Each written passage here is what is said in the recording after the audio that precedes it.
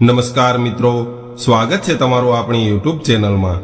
મિત્રો, એક દીકરીની આ 3 વાતો જીવનમાં ઉતારી લેશો તો તમારી આવનારી 7 પેઢીઓ સુધી ઘરમાં ગરીબી નહીં આવે અને તમે જીવનભર સુખી રહેશો। મિત્રો, કહેવાય છે કે ગરીબી મનુષ્યના જીવનમાં ખૂબ જ અપમાનજનક દુઃખ હોય છે। ધન વગર મનુષ્યના જીવનનો કોઈ મતલબ નથી રહેતો। દરેક મનુષ્યએ પોતાનું જીવન ચલાવવા માટે ધનની જરૂરિયાત હોય છે, એટલે ધન ભેગું કરવા માટે દરેક મનુષ્યએ કામ કરવું પડે છે। પરંતુ સાથે સાથે એક વાતનું ધ્યાન રાખવું જોઈએ કે આપણે આપણા જીવનમાં ક્યારેય પણ ચિંતામાં ન રહેવું જોઈએ। તો મિત્રો, આજની કહાનીમાં આપણે એ જાણશું કે આપણે જીવનભર સુખી કેવી રીતે રહી શકીએ। એટલે આજની કહાની ખૂબ જ મહત્વપૂર્ણ કહાની બનવાની છે અને જો તમે આ કહાની અંત સુધી ધ્યાનથી સાંભળશો અને આમાં જણાવવામાં આવેલી દરેક બાબતોને તમારા જીવનમાં ઉતારશો તો તમારા જીવનમાં ક્યારેય પણ દુઃખ નહીં આવે। મિત્રો, કહાની શરૂ કરીએ એ પહેલાં તમને વિનંતી છે કે આ વિડીયોમાં અંત સુધી જોડાયેલા રહેજો અને વિડીયો પસંદ આવે તો લાઈક, શેર અને નવા હોય તો ચેનલને સબસ્ક્રાઇબ જરૂરથી કરજો। તેમજ કોમેન્ટ બોક્સમાં હર હર મહાદેવ જરૂરથી લખી દેજો, જેનાથી ભગવાન મહાદેવની કૃપા આપણા સૌ પર નિરંતર બની રહે। તો ચાલો શરૂ કરીએ આજની કહાની। એક નગરમાં એક ખૂબ જ ધનવાન શેઠ રહેતો હતો।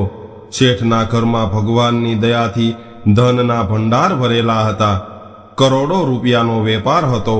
સેંકડો નોકર ચાકર કામ કરતા હતા અને એની પાસે એટલી બધી સંપત્તિ હતી કે એની કોઈ ગણના પણ ન કરી શકાય।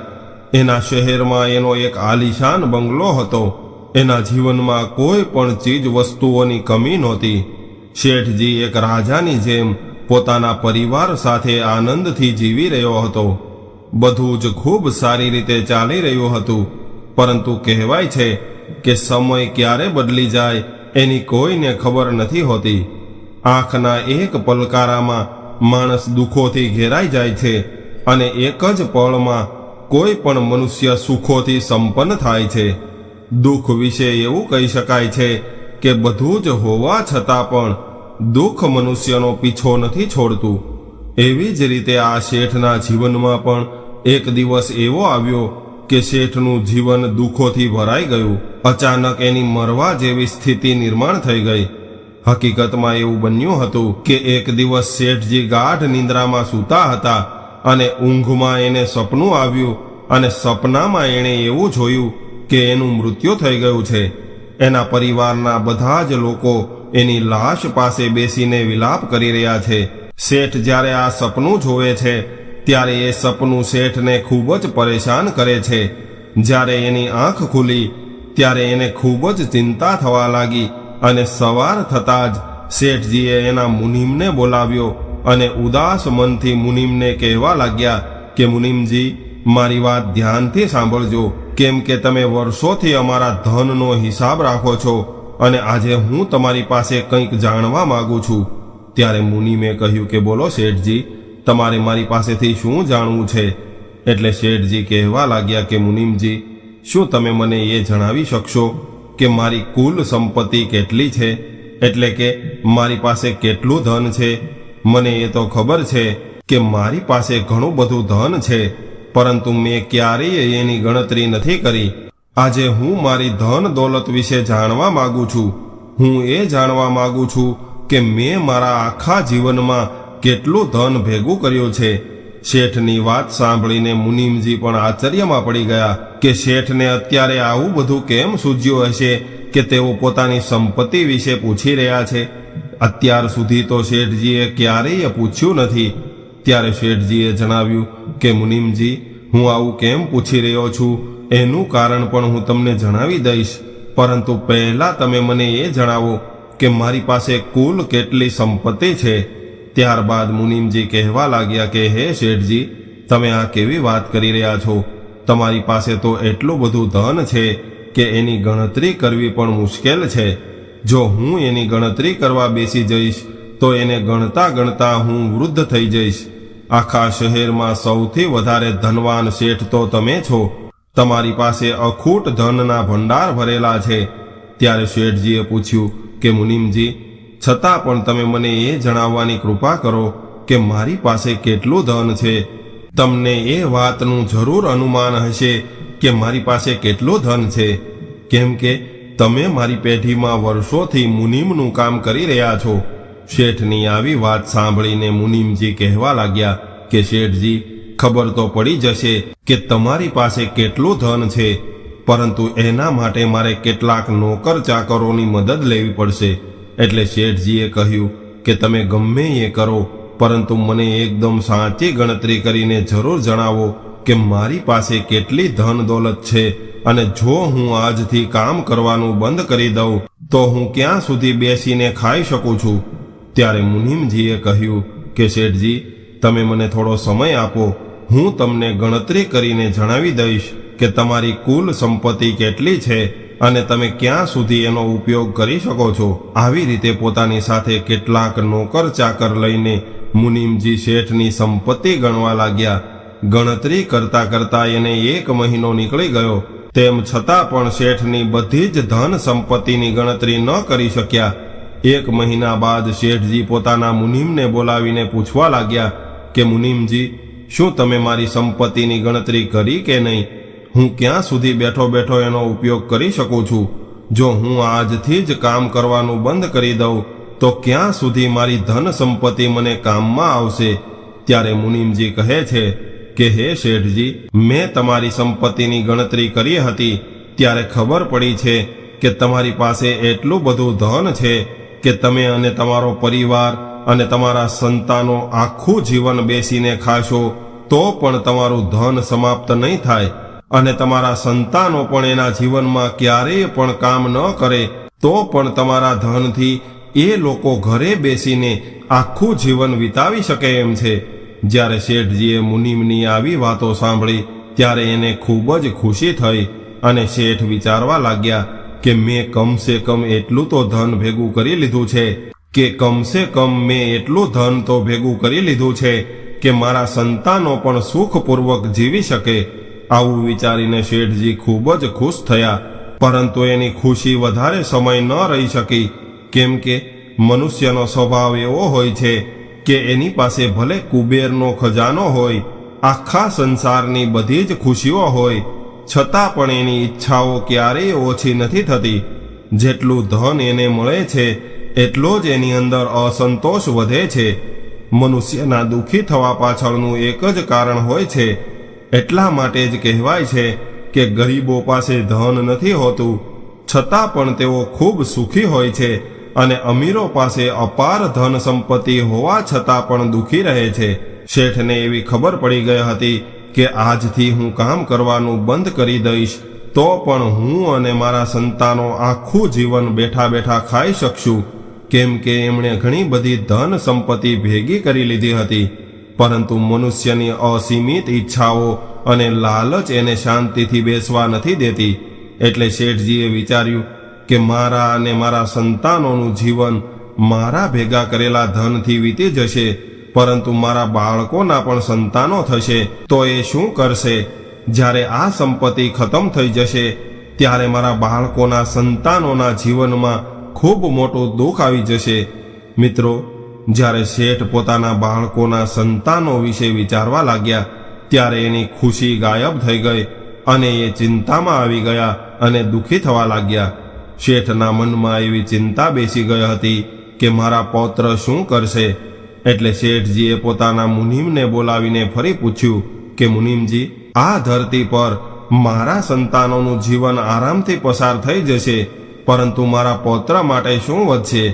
ત્યારે મુનિમજી કહેવા લાગ્યા કે શેઠજી, તમારા ધનથી તમારું જીવન આરામથી પસાર થઈ જશે અને તમારા બાળકોનું જીવન પણ આરામથી પસાર થઈ જશે, તો પછી તમે તમારા પૌત્રોની અત્યારથી ચિંતા શા માટે કરો છો?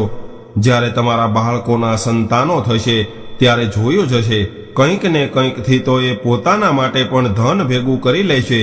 મુનિમની આવી વાત સાંભળીને શેઠ ગુસ્સામાં આવી ગયા અને કહેવા લાગ્યા કે મુનિમજી, હું તમને જે પૂછી રહ્યો છું ફક્ત એનો જ જવાબ આપો.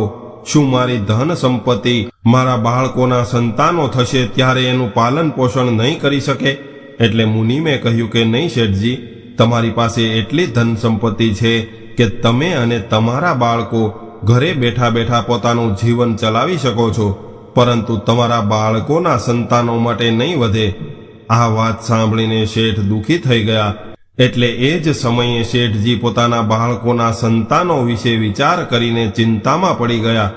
જે શેઠ આખા શહેરનો સૌથી ધનવાન શેઠ હતો, એ પોતાના પૌત્ર વિશે વિચાર કરીને અત્યંત દુઃખી થવા લાગ્યો. આ અમીર શેઠ પોતાને ગરીબ સમજવા લાગ્યો અને પૌત્રોની ચિંતા કરીને બીમાર પડી ગયો. શેઠજી તો વૃદ્ધ થઈ ગયા હતા અને તમે જાણો છો કે વૃદ્ધા અવસ્થામાં બીમારીઓ શરીરને ઘેરી લે છે. કદાચ કોઈ વ્યક્તિના મનમાં વધારે ચિંતા હોય તો એની સ્થિતિ વધારે દયનીય બની જાય છે. શેઠજી તો પોતાની ત્રીજી પેઢીનો વિચાર કરીને બીમાર પડી ગયા હતા. શેઠને ચિંતાના કારણે આખી રાત ઊંઘ નહોતી આવતી અને એ વિચારતા રહેતા કે મારી ત્રીજી પેઢીનું શું થશે? મારી ત્રીજી પેઢી એનો જીવન નિર્વાહ કેવી રીતે કરી શકશે? મારી ધન સંપત્તિ તો 2 પેઢીમાં ખતમ થઈ જશે. કહેવાય છે કે મનુષ્યના જીવનમાં ઘણી બધી બીમારીઓ તો એની ચિંતાના કારણે જ પેદા થાય છે. એટલા માટે કહેવાય છે કે ચિંતા અને ચિતા એક સમાન હોય છે. જ્યારે શેઠના મનમાં આવી ચિંતા ઘર કરી ગઈ એટલે શેઠની પત્ની અને એના સંતાનો એને સારામાં સારા વૈદ્ય અને હકીમો પાસે લઈ ગયા, પરંતુ કોઈની દવા શેઠને સાજા ન કરી શકી. શેઠની હાલત હવે દિવસે ને દિવસે બગડતી હતી અને શેઠને કોઈ બીમારી હોય તો એ સાજા થઈ શકે, પરંતુ શેઠ તો પોતાની ત્રીજી પેઢીને લઈને ચિંતામાં હતા. એટલે એનો ઈલાજ કોઈ ડોક્ટર અથવા હકીમ પાસે હતો નહીં. શેઠના ઘણા બધા સંબંધી અને મિત્ર વર્તુળમાં આવી ખબર ફેલાઈ ગઈ કે શેઠ ખૂબ જ ગંભીર રીતે બીમાર પડી ગયા છે. કોઈ પણ ડોક્ટરના ઉપચારથી તેઓ ઠીક નથી થઈ રહ્યા. ત્યારે શેઠના બધા જ સગા સંબંધીઓ એની ખબર પૂછવા માટે આવવા લાગ્યા. હવે શેઠનો એક બાળપણનો મિત્ર હતો. એ મિત્ર શેઠની ખબર પૂછવા માટે આવ્યો અને શેઠના મિત્રએ કહ્યું કે દોસ્ત, તને એવી તો શું બીમારી થઈ ગઈ છે કે જેને કોઈ પણ ડોક્ટર મટાડી નથી શકતા? શેઠનો મિત્ર ખૂબ જ ચતુર હતો અને એ સમજી ગયો હતો કે શેઠને કોઈ રોગ નથી થયો, પરંતુ કોઈ માનસિક બીમારી છે અને માનસિક બીમારી તો કોઈ સાધુ સંતો જ મટાડી શકે છે. હવે શેઠની બીમારી જોઈને એનો મિત્ર કહેવા લાગ્યો કે દોસ્ત, મારા મત મુજબ તારે કોઈ સાધુ મહાત્મા પાસે જવું જોઈએ. એકવાર મારી વાત માનીને તું કોઈ સાધુ મહાત્મા પાસે જઈ આવ. અને આ સમયે આપણા નગરની બહાર એક ખૂબ જ મોટા સિદ્ધ મહાત્મા પધાર્યા છે. એકવાર તું એની પાસે જઈ આવ. કદાચ બની શકે છે કે એ તને કોઈ ઉપાય બતાવી દે. ત્યારે શેઠજી કહે છે કે મિત્ર, કોઈ સાધુ મહાત્મા મને કેવી રીતે સાજો કરી શકશે જ્યારે મોટામાં મોટા વૈદ્ય અને ડોક્ટરો પણ હારી ગયા છે? ત્યારે એના મિત્રએ કહ્યું કે જુઓ ભાઈ, સાધુ મહાત્મા પાસે જવામાં કોઈ ખર્ચો નથી. તમારે તો એની પાસે જવાનું છે અને એ સંત મહાત્મા ખૂબ જ મોટા ત્યાગી છે. કેટલાય પ્રકારની જડીબુટીઓનું જ્ઞાન છે અને ખૂબ જ મોટા તપસ્વી છે. અને જો તમને એ ઠીક નહીં કરી શકે તો તમારી પાસેથી કશું માંગશે પણ નહીં. એટલે શેઠજીએ કહ્યું કે મિત્ર, એમ તો હું કોઈ સાધુ મહાત્માના ચક્કરમાં નથી પડતો, પરંતુ તારો આટલો બધો આગ્રહ છે તો તારી વાત માની લઉં છું અને કાલે જ હું એ સાધુ મહાત્માને મળી લઈશ. આવી રીતે બીજા દિવસે શેઠજીએ પોતાની ઘોડાગાડી તૈયાર કરાવી અને નગરની બહાર સાધુ મહાત્માને મળવા પહોંચી ગયા. જ્યારે શેઠજી મહાત્મા પાસે પહોંચ્યા ત્યારે મહાત્માજી ભગવાનના ધ્યાનમાં લીન હતા અને શેઠજીએ સાધુ મહાત્માનો ચહેરો જોયો ત્યારે એ ખૂબ જ આશ્ચર્યમાં પડી ગયા અને વિચારવા લાગ્યા કે મારી પાસે તો આટલી બધી સંપત્તિ છે, કેટલા બધા રૂપિયા છે, મારા ઘરમાં આટલા બધા સુખ સગવડના સાધનો છે, છતાં પણ હું ખૂબ જ દુઃખી રહું છું. અને આ સાધુ મહાત્મા પાસે તો કશું નથી, છતાં પણ એના ચહેરા પર પરમ શાંતિના ભાવ છલકાઈ રહ્યા છે. આ જોઈને શેઠજી ખૂબ જ આશ્ચર્યમાં પડી ગયા. ત્યારે જ સાધુ મહાત્માએ જોયું કે એની સામે નગરનો ખૂબ જ ધનવાન શેઠ ખૂબ જ દુઃખી અવસ્થામાં બેઠો છે. ત્યારે મહાત્માજીએ શેઠને પૂછ્યું કે શેઠજી, તમારે અહીંયા સુધી કેમ આવવું પડ્યું? તમે તો ખૂબ જ દુઃખમાં હોય એવું લાગી રહ્યું છે.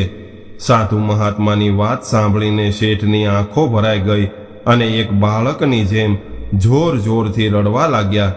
શેઠને અત્યંત દુઃખી થયેલા જોઈને મહાત્માજીએ પૂછી લીધું કે શેઠજી, તમારે એવું તે શું દુઃખ છે જેના કારણે તમે આટલા બધા રડી રહ્યા છો?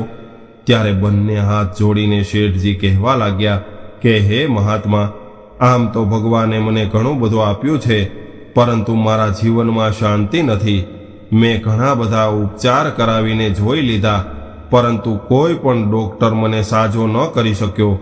શેઠની વાત સાંભળીને મહાત્મા કહેવા લાગ્યા કે તમને જે કાંઈ પણ દુઃખ હોય એ મને સ્પષ્ટ કહો, હું તમારું દુઃખ દૂર કરવાનો પ્રયાસ જરૂર કરીશ. હવે તમે મારી પાસે આવી ગયા છો એટલે તમારે કોઈ પણ વાતની ચિંતા કરવાની જરૂર નથી. મહાત્માજીના આવા વચન સાંભળીને શેઠને સાંત્વના મળી અને શેઠજી કહેવા લાગ્યા કે હે મહાત્મા, ભગવાનની દયાથી મારા ઘરમાં એટલી બધી સંપત્તિ છે કે હું ઘરે બેઠા બેઠા ખાઉં અને મારા બાળકો પણ બેઠા બેઠા ખાય તો પણ મારી ધન સંપત્તિ મારા સંપૂર્ણ જીવન દરમિયાન ખૂટશે નહીં. અને મારી ચિંતાનું સૌથી મોટું કારણ એ છે કે હું અને મારા સંતાનો મારું ભેગું કરેલું ધન અમારા જીવન દરમિયાન વાપરી શકશું, પરંતુ મારી ત્રીજી પેઢી આવશે તો એ લોકો શું કરશે? કારણ કે એના માટે તો કંઈ વધશે નહીં. એના માટે તો મેં કંઈ કર્યું જ નથી અને આ વાતનો વિચાર કરીને હું ખૂબ જ ચિંતામાં રહું છું. હવે મારી પાસે એટલું જીવન પણ નથી વધ્યું કે હું મારી ત્રીજી પેઢી માટે પણ ધન ભેગું કરી શકું. હે મહાત્માજી, જો તમારી પાસે મારી ચિંતાનું કોઈ સમાધાન હોય તો મને જરૂરથી જણાવો. હું એવું શું કરું કે જેનાથી મારી ત્રીજી પેઢી પણ આરામથી બેસીને ખાઈ શકે? સાધુ મહાત્માએ જ્યારે શેઠની આવી મૂર્ખતાભરી વાતો સાંભળી ત્યારે એ મનમાં ને મનમાં હસવા લાગ્યા અને વિચારવા લાગ્યા કે આ શેઠની વાત પણ ગજબની છે. લોકો તો આજે ખાઈને આવતીકાલની ચિંતા કરે છે અને આ શેઠ તો અત્યારથી જ પોતાની ત્રીજી પેઢીની ચિંતા કરે છે. આવો વ્યક્તિ તો મેં મારા જીવનમાં પહેલી વાર જોયો છે. મહાત્માજી વિચારવા લાગ્યા કે આ શેઠ શહેરનો સૌથી ધનવાન વ્યક્તિ છે. એને એ તો સારી રીતે ખબર છે કે એની પાસે આટલી બધી ધન સંપત્તિ છે કે એની 2 પેઢી આરામથી પોતાનું જીવન ચલાવી શકે છે. છતાં પણ જે લોકો હજુ તો આ દુનિયામાં આવ્યા જ નથી એની ચિંતા કરીને દુઃખી થાય છે. મહાત્માએ વિચાર કર્યો કે શેઠજી વ્યર્થમાં આ બધી વાતોને લઈને ચિંતામાં પડી ગયા છે. જો હું એને ઉપદેશ આપીને સમજાવી દઈશ તો એની સમજમાં નહીં આવે. મારે આને સમજાવવા માટે કંઈક એવું કરવું પડશે જેનાથી એની આંખો ખુલી જાય. થોડી વાર બાદ સાધુ મહાત્મા શેઠને કહેવા લાગ્યા કે શેઠજી, તમારે હવે ચિંતા કરવાની કોઈ જરૂર નથી, કેમ કે મારી પાસે એક એવો ઉપાય છે કે જેનાથી તમારી ત્રીજી પેઢી તો શું, પરંતુ તમારી આવનારી 7 પેઢી આરામથી બેસીને પોતાનું ગુજરાન ચલાવી શકશે. મહાત્માજીની આટલી વાત સાંભળીને શેઠજી ખૂબ જ ખુશ થઈ ગયા. શેઠનો ચહેરો કમળની જેમ ખીલી ઉઠ્યો અને એ કહેવા લાગ્યા કે મહાત્માજી, શું આવું થઈ શકે છે? એટલે સાધુ મહાત્મા બોલ્યા કે હા ભાઈ, આવું થઈ શકે છે, પરંતુ એના માટે તમારે મારું એક કામ કરવું પડશે. એટલે શેઠજી બોલ્યા કે હે મહાત્મા, તમે જે કહેશો એ કરવા માટે હું તૈયાર છું. તમારે જે જોઈએ એ આપવા માટે પણ હું તૈયાર છું, પરંતુ તમે એવી વ્યવસ્થા કરી આપો કે મારી આવનારી 7 પેઢી બેઠા બેઠા આરામથી પોતાનું જીવન ચલાવી શકે અને એને કોઈ પણ પ્રકારનું દુઃખ અથવા તકલીફ ન થાય. ત્યારે મહાત્મા કહેવા લાગ્યા કે શેઠજી, તમારે ચિંતા કરવાની કોઈ જરૂર નથી અને તમે કદાચ એવું ઈચ્છતા હોય કે તમારી આવનારી 7 પેઢી આરામથી બેઠા બેઠા ખાઈ શકે તો એના માટે તમારે એક નાનું એવું કામ કરવું પડશે. જો તમે મારું આ કામ કરી દેશો તો તમારી આવનારી 7 પેઢીને ધનની ક્યારેય કમી નહીં આવે. મહાત્માજીની આવી વાત સાંભળીને શેઠજી અત્યંત ખુશ થઈ ગયા. ત્યારે મહાત્માજી વિચારવા લાગ્યા કે જેવી રીતે કૂતરો ગાડીઓની પાછળ દોડી દોડીને પોતાની જાતને થકાવી દે છે, એવી જ રીતે આ શેઠજી નકામી વાતોનો વિચાર કરીને પોતાની જાતને બીમાર કરી રહ્યો છે. કેટલાક લોકો વ્યર્થના કામોમાં પોતાનો દિમાગ ચલાવતા રહે છે. એટલા માટે જે વાતોનું એના જીવનમાં કોઈ મહત્વ નથી હોતું એનો વિચાર કરીને પોતાનો સમય બરબાદ ન કરવો જોઈએ. અને આ બીમારી મનુષ્યની સૌથી મોટી બીમારી છે. શેઠજી એકદમ ઉતાવળા થઈ ગયા અને કહેવા લાગ્યા કે હે મહાત્માજી, મારે હવે શું કરવાનું છે એ તમે અત્યારે જ જણાવવાની કૃપા કરો. ત્યારે સંત મહાત્મા કહેવા લાગ્યા કે શેઠજી, તમારા નગરની બહાર એક વૃદ્ધ માજી ઝૂંપડી બનાવીને રહે છે. કાલે સવારે તમારે એ વૃદ્ધ માજીની ઝૂંપડીએ એક થાળીમાં ભોજન લઈને જવાનું છે. બસ તમે આટલું નાનું કામ કરી આપજો. હું તમારી આવનારી 7 પેઢીઓ માટે ભરણ પોષણની વ્યવસ્થા કરી દઈશ. હવે શેઠ તો જાણે ખુશીથી પાગલ થઈ ગયા. જે શેઠજી થોડી વાર પહેલા ઊભા પણ નહોતા થઈ શકતા, એ શેઠ હવે દોડવા લાગ્યા. એવું લાગી રહ્યું હતું કે મહાત્માજીએ એના શરીરમાં પ્રાણ પૂરી દીધા હોય. ત્યારે શેઠજીએ પ્રસન્ન થઈને સાધુ મહાત્માનો આભાર માન્યો અને એના ચરણમાં દંડવત કર્યા અને ત્યારબાદ એ પોતાના ઘરે આવી ગયા. જ્યારે શેઠજી ઘરે પહોંચ્યા ત્યારે શેઠનો હાવભાવ જોઈને શેઠાણી પણ આશ્ચર્યમાં પડી ગયા. શેઠની પત્ની પૂછવા લાગી કે સવારે તમે સાધુ મહાત્માને મળવા જઈ રહ્યા હતા ત્યારે તો અત્યંત દુઃખી અને કમજોર લાગી રહ્યા હતા, પરંતુ જ્યારથી તમે આવ્યા છો ત્યારથી તમને જોઈને એવું લાગી રહ્યું છે કે તમને કાંઈ થયું જ ન હોય. સાધુ મહાત્માએ તમને એવી કઈ દવા પીવડાવી દીધી છે કે જેનાથી તમે એકદમ ઠીક થઈ ગયા છો? પોતાની પત્નીની આવી વાત સાંભળીને શેઠજી કહેવા લાગ્યા કે મહાત્માજીએ મને શું ખવડાવ્યું છે એ હું તને પછી જણાવીશ. પહેલાં તું નાહી ધોઈને સ્વાદિષ્ટ ભોજન તૈયાર કર.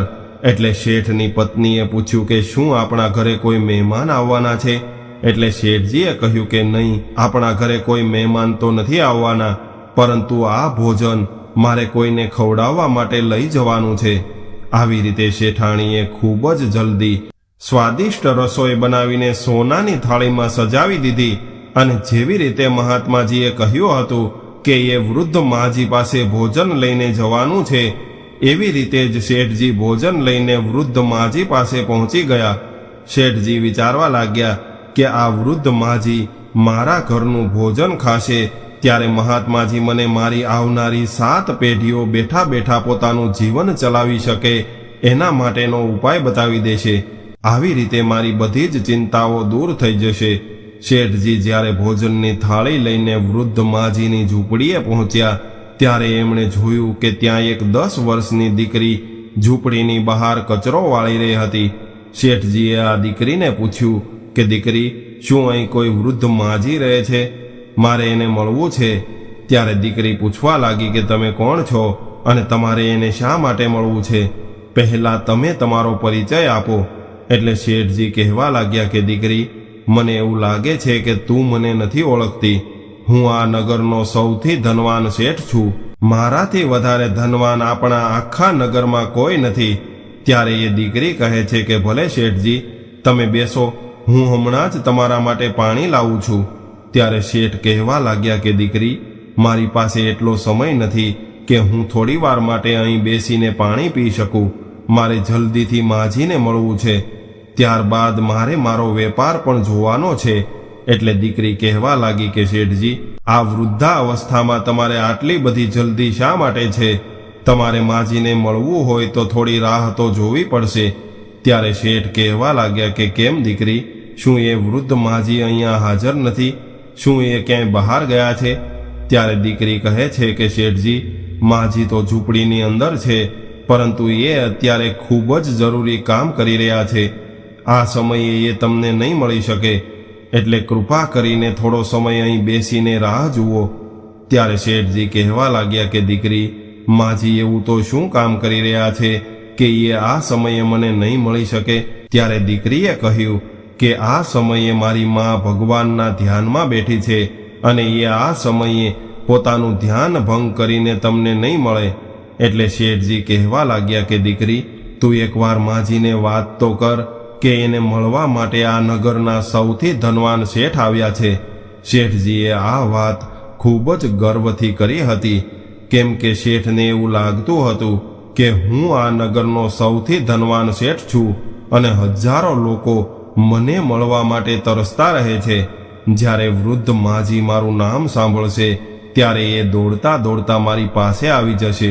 શેઠનો આ ગર્વ એ દીકરીએ એવું કહીને મિટાવી દીધો કે શેઠજી, તમારો વારંવાર માજીને મળવાનો આગ્રહ કરવો એ વ્યર્થ છે, કેમ કે તમે તો એક નગરના મામૂલી શેઠ છો અને મારી માએ કહ્યું છે કે કોઈ રાજા પણ આવે તો પણ મને ભગવાનના ધ્યાનમાંથી વચ્ચે ન ઉઠાડતી. એટલા માટે શેઠજી, તમારે માજીને મળવું હોય તો એના માટે અહીં બેસીને રાહ જોવી પડશે. શેઠજીની પાસે હવે બીજો કોઈ રસ્તો નહોતો. એટલા માટે શેઠજી ઝૂંપડીની બહાર બેસી ગયા અને એની રાહ જોવા લાગ્યા. આ વાતને લઈને શેઠજીને ખૂબ જ દુઃખ થયું અને એ વિચારવા લાગ્યા કે મારા દરવાજા પર હજારો લોકો મને મળવા માટે લાઈન લગાવે છે, એવા શેઠને બહાર બેસીને રાહ જોવી પડે છે. શેઠજીના મનમાં તો આ વૃદ્ધ માજી માટે ખૂબ જ ગુસ્સો હતો, પરંતુ એ મહાત્માજીની વાત એને યાદ આવી ગઈ કે જો હું એ વૃદ્ધ માજીને નહીં મળું તો એ મહાત્માજી મને મારી 7 પેઢીઓના ભરણ પોષણનો ઉપાય નહીં જણાવે. કંઈ વાંધો નહીં, થોડી વાર રાહ જોઈ લઉં છું. આવી રીતે શેઠજીને બેઠા બેઠા 4 કલાક વીતી ગયા, પરંતુ આ વૃદ્ધ માજીનું ધ્યાન હજુ પણ પૂરું નહોતું થયું. આખરે શેઠજી પરેશાન થઈ ગયા અને દીકરીને કહેવા લાગ્યા કે દીકરી, હવે તો ઘણો સમય પસાર થઈ ગયો છે. શું માજીનું ધ્યાન હજુ પણ પૂરું નથી થયું? જરા જો તો ખરી કે માજી અત્યારે શું કરી રહ્યા છે. જો એ બહાર આવી જાય તો હું એને મળીને જતો રહીશ. ત્યારબાદ શેઠજી પૂછવા લાગ્યા કે દીકરી, તારી માં કેટલા કલાક સુધી ભગવાનનું ભજન કરે છે? ત્યારે દીકરી કહે છે કે શેઠજી, મારી માં કેટલા સમય માટે ભગવાનનું ધ્યાન કરે છે એ તો હું નહીં જણાવી શકું, કેમ કે મારી માં ઘડિયાળ જોઈને ભગવાનનું ભજન નથી કરતી. મારી માના ભજનનો કોઈ સમય નથી હોતો. મારી માનું જ્યાં સુધી ભગવાનના ભજનમાં મન લાગેલું રહે છે ત્યાં સુધી એ ભજન કરે છે. ક્યારેક તો એનું ભજન ખૂબ ઓછા સમયમાં પૂરું થાય છે અને ઘણીવાર તો એ આખો દિવસ ભગવાનના ભજનમાં લીન રહે છે. એટલા માટે હું તમને કેવી રીતે જણાવી શકું કે માજી ભજનમાંથી ક્યારે ઉઠીને આવશે? આ સાંભળીને શેઠ વધારે પરેશાન થવા લાગ્યા અને વિચારવા લાગ્યા કે આખો દિવસ હું અહીં બેસીને આ વૃદ્ધ માજીની રાહ ન જોઈ શકું. જો હું આખો દિવસ અહીંયા બેઠો રહીશ તો મારો કામ ધંધો ચોપટ થઈ જશે. હવે શેઠજીને પેલા મહાત્માજી પર ખૂબ ગુસ્સો આવી રહ્યો હતો અને વિચારી રહ્યા હતા કે એ મહાત્માજીએ મને ક્યાં આ ડોશીના ચક્કરમાં ફસાવી દીધો. આ વૃદ્ધ માજીના ચક્કરમાં તો મારો બધો જ ધંધો ચોપટ થઈ રહ્યો છે. ત્યારે આ દીકરી કહેવા લાગી કે શેઠજી, તમારે ઉતાવળ હોય તો તમે અત્યારે અહીંથી નીકળી જાઓ અને બીજા કોઈ દિવસે આવી જાજો. દીકરીની આવી વાત સાંભળીને શેઠજી દુવિધામાં પડી ગયા કે હવે મારે શું કરવું. જો હું અહીં બેસીને રાહ જોઈશ તો મારો ધંધો ચોપટ થઈ જશે અને હું અહીંથી નીકળી જઈશ તો આ ભોજન હું માજીને કેવી રીતે ખવડાવી શકીશ? અને મહાત્માજીના જણાવ્યા અનુસાર જો હું આ ભોજન પેલા વૃદ્ધ માજીને નહીં આપું તો મહાત્માજી મને મારી 7 પેઢીને બેઠા બેઠા ખાવા માટેનો ઉપાય નહીં જણાવે. આખરે શેઠજીએ નિર્ણય કર્યો અને એમણે વિચારી લીધું કે હું આ ભોજનની થાળી દીકરીને આપી દઉં છું. જ્યારે વૃદ્ધ માજીનું ભજન પૂરું થઈ જશે ત્યારે એ ભોજન કરી લેશે. આવું કરવાથી મારા કામનું પણ નુકસાન નહીં થાય અને જે કામ પેલા મહાત્માજીએ મને જણાવ્યું છે એ પણ પૂરું થઈ જશે. આવો વિચાર કરીને શેઠજી દીકરીને કહેવા લાગ્યા કે હું સોનાની થાળીમાં માજી માટે ભોજન લઈને આવ્યો છું. દીકરી, તું આ થાળીને લઈ લે. જ્યારે માજી ભજનમાંથી ઉઠી જાય ત્યારે તું આ થાળી એને સોંપી દેજે અને એને એવું કહેજે કે આ થાળી નગરના ધનવાન શેઠજી આપીને ગયા છે. દીકરીએ જ્યારે આવું સાંભળ્યું ત્યારે એ કહેવા લાગી કે માફ કરજો શેઠજી, હું તમારી પાસેથી આ ભોજનનો થાળ નહીં લઈ શકું. દીકરીનો સ્પષ્ટ ઇનકાર સાંભળીને શેઠજી ખૂબ જ આશ્ચર્ય સાથે પૂછવા લાગ્યા કે દીકરી, એવું તે શું છે આ ભોજનમાં કે તું એને ન લઈ શકે? એટલે દીકરીએ કહ્યું કે શેઠજી, ભોજન તો તમારું ઠીક છે, એમાં કોઈ કમી નથી, પરંતુ હું તમારા ઘરનું ભોજન એટલા માટે નથી લેવા માંગતી કેમ કે તમારા આવતા પહેલા એક સજ્જન વ્યક્તિએ આજનું ભોજન અમને આપી દીધું છે, અને મારી માનો એવો નિયમ છે કે જ્યારે એકવાર કોઈ અમને ભોજન આપી જાય છે ત્યારબાદ અમે બીજી વાર ભોજન નથી લેતા. દીકરીની આવી વાત સાંભળીને શેઠજી પૂછવા લાગ્યા કે દીકરી, એવું શું હતું એ ભોજનમાં કે તું મારા ઘરેથી આવેલું સ્વાદિષ્ટ ભોજન લેવાની ના પાડી રહી છો? એટલે દીકરીએ જવાબ આપ્યો કે શેઠજી, એવી કોઈ વાત નથી. એનું ભોજન તો સાધારણ હતું અને એ કેળાના પાનમાં રાખીને દાળ ભાત આપી ગયા હતા.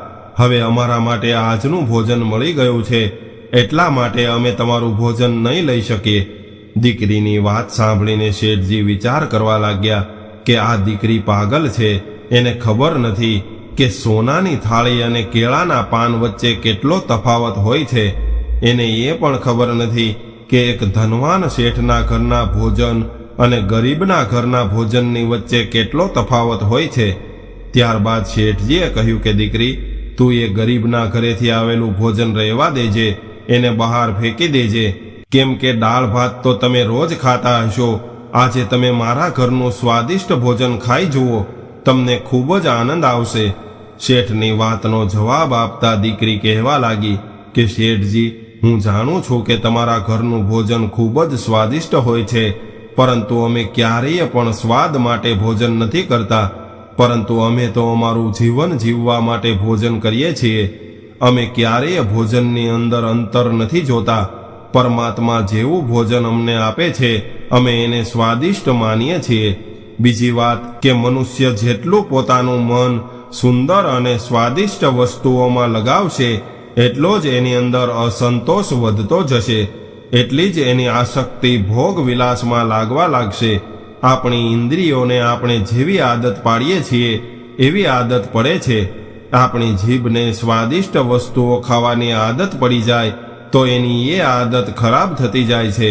એટલા માટે શેઠજી, તમે તમારા ભોજનને લઈ જાઓ. અને રહી વાત આવતીકાલની, તો અમે આવતીકાલની ચિંતા નથી કરતા, કેમ કે અમે અમારી આવનારી દરેક પળ પરમાત્મા પર છોડી દીધી છે. જેણે આજે આપ્યું છે એ અમને કાલે પણ આપશે. ત્યારે શેઠજી કહેવા લાગ્યા કે દીકરી, કદાચ આવતીકાલે કોઈએ તમને ભોજન ન આપ્યું તો તમે શું કરશો? ત્યારે દીકરી બોલી કે શેઠજી, મારી માએ કહ્યું છે કે આપણે આવતીકાલના ભોજનની ક્યારેય પણ ચિંતા ન કરવી જોઈએ. જેણે પેટ બનાવ્યું છે એણે એના ખાવા માટેની વ્યવસ્થા પણ કરેલી હોય છે. જેણે ભૂખ બનાવી છે એણે ભોજન પણ બનાવ્યું છે. જેણે તરસ બનાવી છે એણે પાણી પણ બનાવ્યું છે. આવતીકાલની ચિંતા કરીને આપણે આપણી આજને શા માટે ખરાબ કરવી જોઈએ? કાલે જે થશે એ જોયું જશે. કમસે કમ આપણે આપણી આજને તો સારી રીતે જીવી શકશું. ઘણીવાર લોકો આવતીકાલની ચિંતામાં પોતાના આજના સુખોને પણ નષ્ટ કરી દે છે. જ્યારે મનુષ્ય સંસારમાં આવ્યો હતો ત્યારે શું એ પહેલાથી જ અહીંયા બધી જ વ્યવસ્થા કરીને આવ્યો હતો કે હું જ્યારે ધરતી પર જઈશ ત્યારે મને ખાવા માટે બધી વસ્તુઓ મળશે કે નહીં? એનો જવાબ છે ના. છતાં પણ એના ભોજનની બધી જ વ્યવસ્થા ગોઠવાઈ જાય છે. હવે તમે એ વિચારો કે જ્યારે તમે દુનિયામાં આવ્યા હતા તો એ સમયે તમે કોઈ પણ પ્રકારનું કામ કરવાની સ્થિતિમાં નહોતા, ત્યારે પણ તમારી ભોજનની વ્યવસ્થા કોઈએ કરી હશે. હવે તો આપણે બધા કામ કરીએ છીએ, તો પછી આપણે ચિંતા શા માટે કરવી જોઈએ? જેમણે દુનિયામાં મોકલ્યા છે એમણે આપણા માટે બધી જ વસ્તુઓની વ્યવસ્થા કરી રાખી છે. ફક્ત આપણે થોડી મહેનત સાથે આપણું કામ કરવાનું છે, પરંતુ ફળની ઈચ્છા ન રાખવી જોઈએ.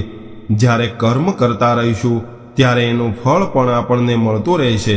ઘણીવાર લોકો ભવિષ્યની અને પોતાના વીતી ગયેલા સમયની વાતોને વિચારીને દુઃખી રહે છે.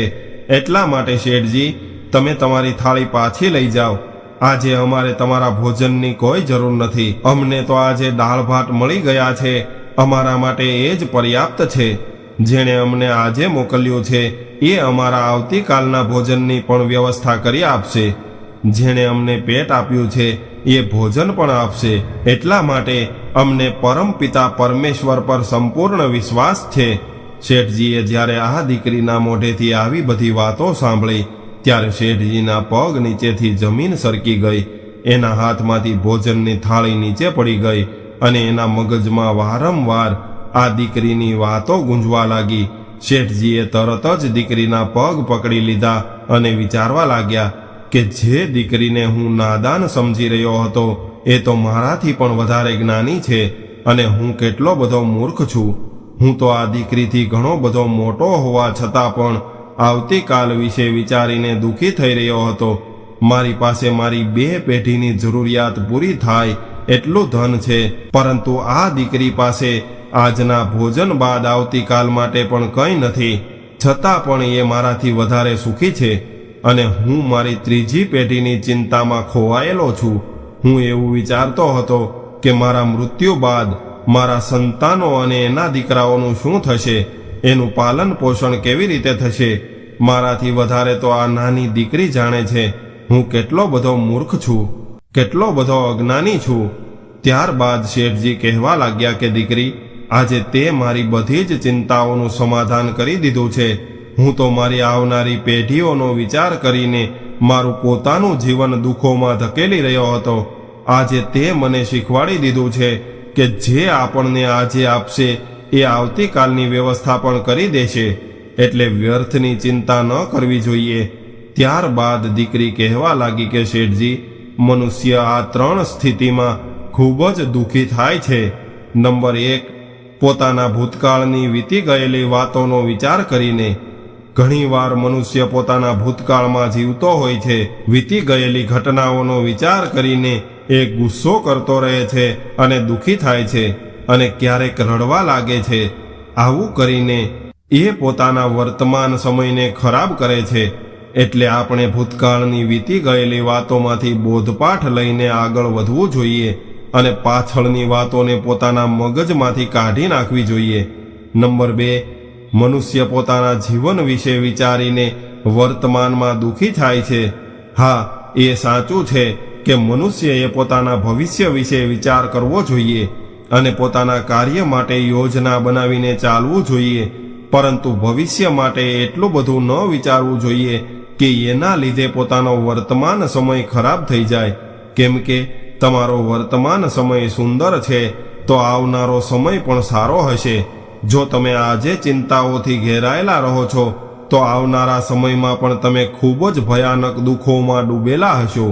નંબર 3, જ્યારે આપણે આપણા મગજમાં અસંતોષ રાખશું તો આપણે હંમેશા દુઃખોથી ઘેરાયેલા રહીશું, કારણ કે વધારે પડતી ઈચ્છાઓ આપણી અંદર અસંતોષ પેદા કરે છે અને અસંતોષ એક ભયાનક દુઃખને જન્મ આપે છે. એટલા માટે આપણે આપણી ઈચ્છાઓને કંટ્રોલમાં રાખવી જોઈએ અને જે તમારી પાસે હાજર છે એમાં જ સુખ શોધવું જોઈએ. આવી રીતે શેઠજી દીકરીના ચરણ સ્પર્શ કરીને પોતાના ઘરે આવી ગયા અને એ દિવસથી શેઠજી એકદમ સ્વસ્થ થઈ ગયા અને ચિંતાઓથી મુક્ત થઈને રહેવા લાગ્યા. મિત્રો, એક વાત યાદ રાખજો કે ચિંતાઓથી મુક્ત રહેનાર વ્યક્તિ ક્યારેય બીમાર નથી પડતો અને કદાચ બીમાર પડી જાય તો પણ એ તરત જ સાજો થાય છે. તો મિત્રો, આજની કહાની તમને કેવી લાગી કોમેન્ટમાં જરૂર જણાવજો અને પસંદ આવી હોય તો વિડીયોને લાઈક, શેર અને નવા હોય તો ચેનલને સબસ્ક્રાઇબ જરૂરથી કરજો. હર હર મહાદેવ.